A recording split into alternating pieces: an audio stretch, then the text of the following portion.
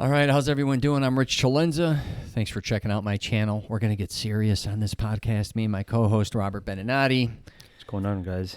Let's get into what's going on with Airbnb in Florida specifically, because I have so many friends, family members, even from Canada. Are we doing real estate? We're doing real estate, bro. All right. This is your thing. I want you to really give me the ins and outs on what you think. Is it worth it for one? The hassle? Are you better off, or whatever? Just give me a breakdown in your opinion. Airbnb. Where do I start? Yeah. You see, there's a lot of people out there talking about Airbnb being the best investment out there. You could do it so many different ways.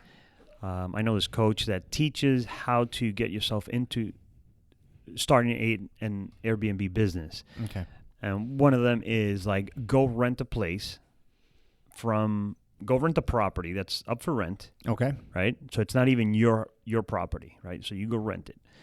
So and be upfront with them, with the owner, and tell them, listen, how much you want for rent? It's okay, $1,500.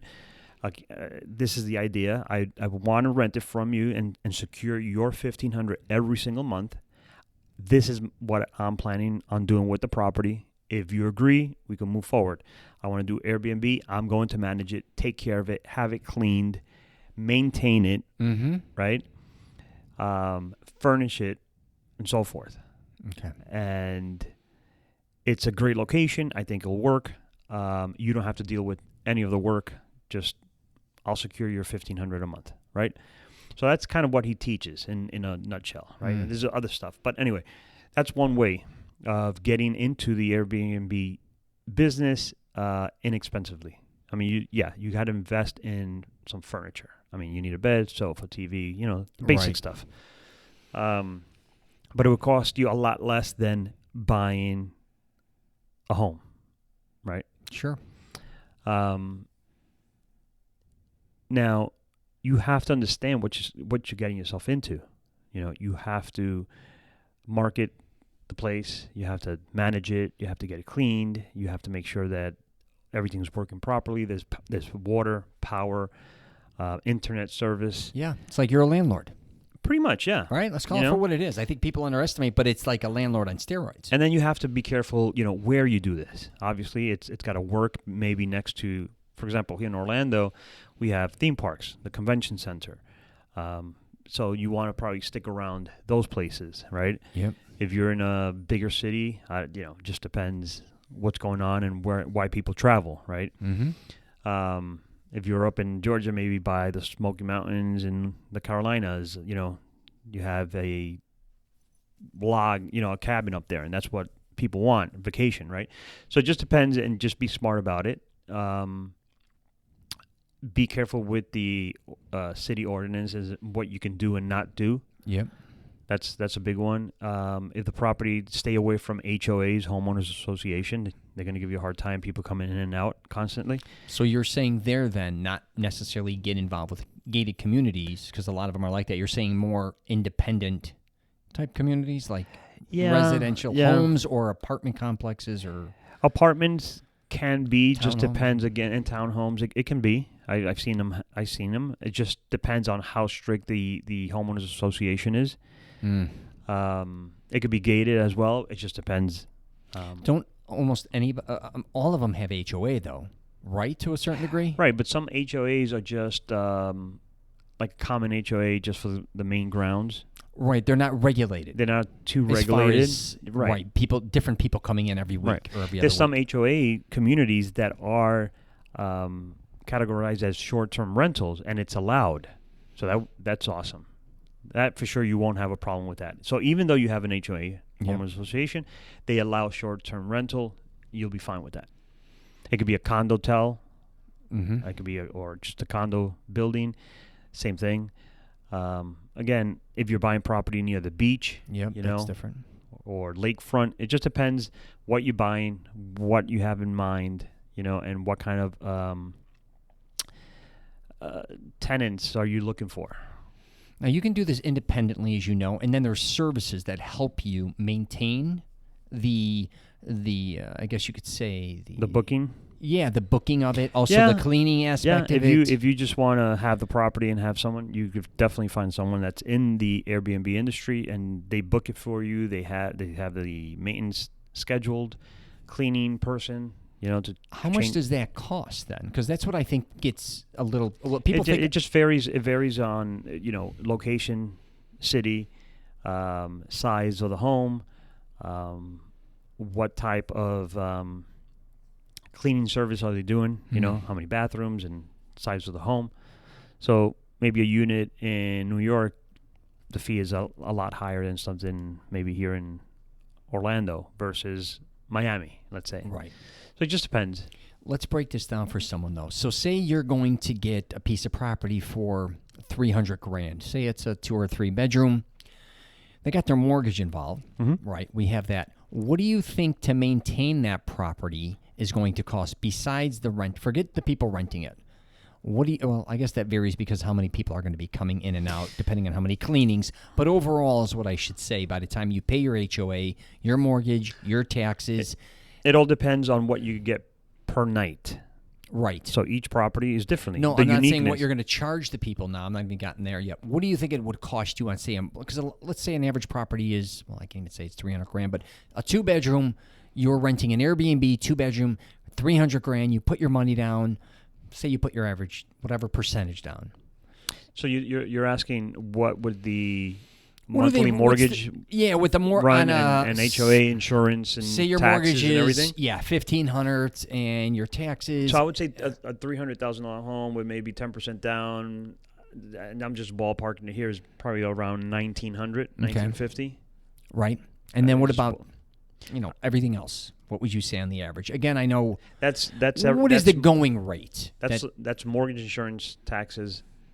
Okay, but then you still have the other additional cost on that property, Airbnb, correct? So Well, yeah. Then you have your cleaning service. It just depends how many nights. What do they charge for that?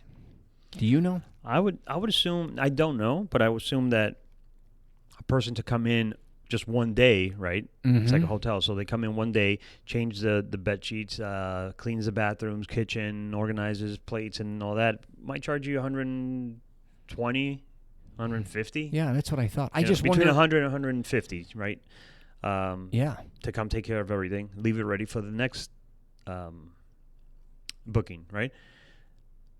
So how do these low-level Airbnb joints that charge $100 a night, as you know, $125 a night, how do they keep up with it, especially if they're doing one-offs or two? Well, some of those are done by the owners. So they come in and they have extra sheets. They change the sheets, take the old sheets with them, and wash it at home and whatnot. So they're doing it themselves. Right. Well, what I'm thinking about is people that want to make this an investment that don't necessarily always live in the state. I think a lot of people want to get an Airbnb or have a piece of property in Florida where they can visit when they choose to, and also Airbnb it throughout the rest of the year. Well, there's a couple of choices. For example, here in Orlando, we have it's big on vacation homes, right? Mm-hmm. So it's not necessarily Airbnb. They're just through a short-term rental management company where they do all the booking in a different site, like Expedia, whatnot, and they're renting out these nights, almost like a hotel, vacation home. So that's kind of the Airbnb. That was the original kind of Airbnb, right? Mm-hmm. Now Airbnb was done more for sharing your space. That's where it originally came in, So, for example, I'm here in Orlando and I want to travel to Italy, and the people in Italy want to travel here, so I want to swap homes. Almost like timeshare. To a certain degree. To a certain degree, right? You come to my house, and I'll leave my car here in the house, and you give me your car in your house, and we'll swap for a week.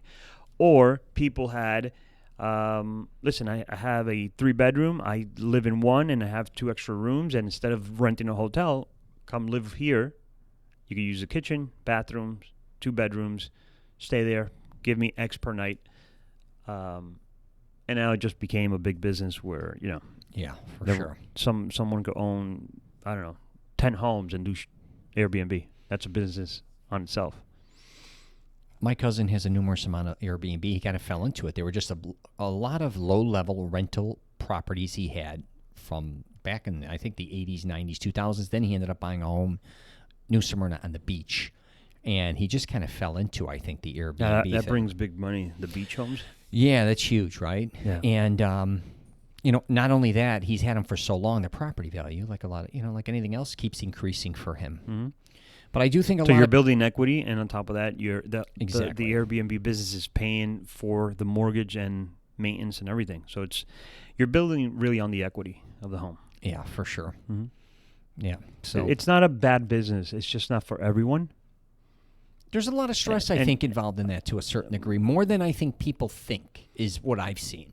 Yeah, you can have a guest. You can have a guest there, and AC goes out. Yeah, or they trash the place. Or you have complications with the property as well. I think a lot of people think they're going to get an Airbnb, and it's just going to almost be self-sufficient. It's like owning a home or a townhome or a condo like any other place. So I don't think a lot of people think of that as well. It's not easy to regulate as much as I think. You don't know who's really walking in there. Let's call it for what it is at times. It's true. Yeah, you don't know who you're renting to.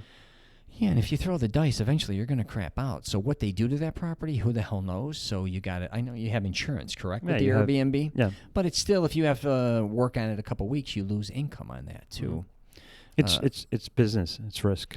It is, and here's something, too. I think when in Florida, we have hurricanes or we have certain weather, and sometimes people aren't going to rent your place depending on where you're at. So a lot of people, I think, oh, I'm going to buy an Airbnb in South Florida. That's what I said. When you buy when you buy an Airbnb, a property for that intention, just be careful where, do your homework. Exactly. Because you may have downtime. Just because it's Florida, you think there's no downtime, but there could be downtime. There's downtime everywhere. Everywhere, exactly. So I just want to get into this. Should we do one on timeshare? Wow. Yeah. Should we talk about it? I don't think a lot of people talk about it. I mean, not that I had my real estate license. And timeshare is the same thing. I think it's not for everyone. It's not for most people. Yeah, they get conned into it a lot of times, thinking it's for them. Yeah, it's tough. They're sold on it. Yeah. Strengths and weaknesses, but I'm not down with timeshare. I don't know if you are. God bless you if you are. But I don't like to have to depend on paying maintenance for a property or having to go to the same place. Or now with the points and all that, you can swap, right? But I want the freedom of choice. We live in Florida too. I've always said. And obviously they have this. They could call this an objection that I have, and they'll try to overcome it, right? Yes. But in my mind, what happens if I don't want to go on vacation this year, or I want to do a staycation? Of course, whatever the case is, I just don't want that commitment.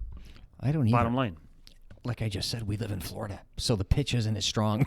I'm just saying. I already live here. Right. Exactly. That's what I always said. If you're in Chicago, yeah, this sounds like a great thing. I could go here, Hawaii. I could go anywhere, right, to a certain degree. But if you already live in a place like Florida, how many other places, at least in North America, unless you want to go out of the country, are much better than where we're at? So that it's a hard pitch for locals. That's my 2 cents. I'm going to wrap it up there. Well, Robert, you want to tell them about 365 Realty? Because this was more your thing. Well, yeah, you can look me up at 365realtyinc.com, and across every social media is just 365 Realty. He's bilingual. Gracias. We never talk about that. He speaks Spanish, Spanglish. What else? I'm just kidding. He always says, Rich, do they speak Spanglish? Spanglish. All right, that's all we got for you today.